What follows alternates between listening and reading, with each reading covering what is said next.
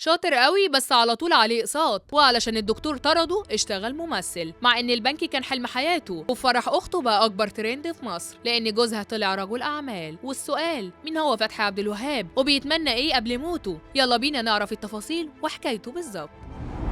بيغيب يغيب ويرجع بتقله، هو ده فتحي عبد الوهاب، الكوميديان اللي بيعرف يضحكك وفي نفس الوقت يخليك تعيط لو عاوز. بس الأغرب إن كار الفن ما كانش كاره، والحكاية جت معاه صدفة.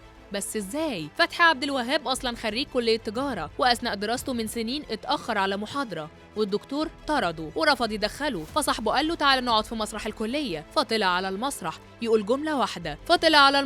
جملة واحدة بس في المسرحية، ومن ساعتها ما نزلش من عليه. وطالب كلية التجارة اللي كان حلمه يشتغل في بنك بقى فنان كبير واخد مهنة التمثيل احتراف، بس عمره ما فكر يشارك في فيلم او يطلع بدور هو مش مقتنع بيه ورسالته، علشان محتاج فلوس او عليه التزامات مادية. ده حتى طول الوقت عليه اقساط، بس عمره ما فكر يعمل كده. وعن ظهوره الكتير في ادوار صغيرة او ادوار ضيف شرف، قال انا بحب اجامل صحابي، انا سعيد من الظهور كضيف ومش لازم يكون في عائد من اي ظهور فني او درامي. بس في رمضان 2024 السنة دي فتحي عبد الوهاب شارك في موسم اعلانات رمضان من خلال ظهوره في حملة اعلانية لشركة مصر للتأمين على الحياة. ولو انت ما بتحبش ادواره وشايفه اوفر في تمثيله، فتحي عبد الوهاب ما عندوش اي مشكلة خالص، بالعكس دي حاجة بتختلف حسب ذوق كل شخص، وفي اللي هيشوف تمثيله عادي وفي اللي هيشوفه أفوارة. وعلى عكس نجوم كتير بيحكوا إنهم بدأوا من تحت الصفر، حياة فتحي عبد الوهاب كانت بسيطة جدا. كان عايش مع جده وجدته لأمه في الريف، لأن أبوه وأمه كانوا دايما مسافرين،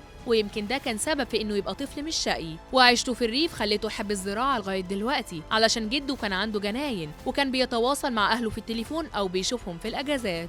اما بقى جوز اخته فحكايته حكايه، لان وقت الاعلان عن الفرح بقى ترند والكل بيدور على اصله وفصله، وطلع اسمه أنتوني مارين، وهو رجل أعمال أمريكي الجنسية من أصل مصري عايش بين مصر وأمريكا وصاحب مجموعة من الشركات. والفرح كان في قصر محمد علي بالمنيل في أجواء راقية جدا، حضر فيه أصدقاء العيلتين وأعداد قليلة من نجوم الفن والمشاهير. وبعد التمثيل ده كله فتحي عبد الوهاب بيعترف إنه شخص كسول جدا وبيزهق بسرعة ومش متفائل بالحياة قوي ومش طول الوقت شايفها بمبي. كمان أخطر عيب فيه إنه عاطفي، وقال بشوف إن أنا بشكل ما متسرع وحكمي بيبقى عاطفي مش عقلاني في بعض المواقف، وانا بشوف ان دي حاجه مش تمام ومش المفروض ابقى كده. وفي رمضان 2024 فتحي عبد الوهاب شارك في 2 من اهم المسلسلات، الاول هو مسلسل الحشاشين في دور الوزير نظام الملك، واحد من اشهر الوزراء في تاريخ مصر. كمان ظهر في الموسم الرابع من مسلسل المداح. بس اغرب حاجه في حياه فتحي عبد الوهاب هي امنيته الاخيره، لانه تمنى اخر كلماته قبل ما يموت تبقى جمله في مشهد بيعمله. انتوا بقى ايه رايكم في فتحي عبد الوهاب وادائه وتمثيله؟